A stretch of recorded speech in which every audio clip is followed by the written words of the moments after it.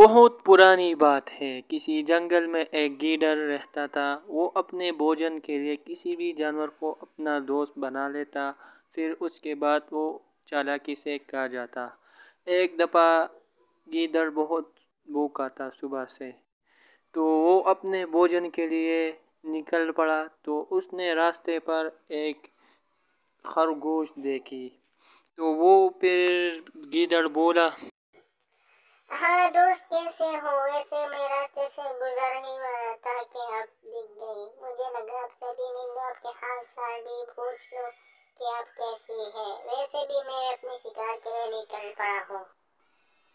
تو اس طرح شیر اور مرغی ایک دوسرے کی آپس میں بات ہی کر رہے تھے، تو اتنے میں شیر نے مرغی سے بولا کہ ہاں مرغی، کیسے ہو تم؟ ٹھیک ہو؟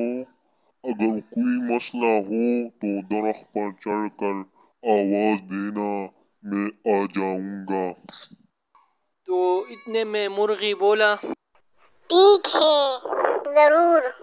ہاں ہاں، کیوں نہیں؟ اگر کوئی مشکل میں ہو تو مجھے ضرور یاد کر دینا، ٹھیک ہے؟ ہاں ویسے بھی میں جا رہا ہوں، اوکے۔ تو اتنے میں مرغی نے گیدڑ کو اپنی طرف آتا دیکھ کر مرغی بھاگ نکلی۔ مرغی درخت پر چڑھ گئی اور وہ آواز دیا، تو گیدڑ بولا، ہاں بہنا، کیسی ہو تم؟ ٹھیک ہو؟ نیچے آ جاؤ، نماز پڑھتے ہیں۔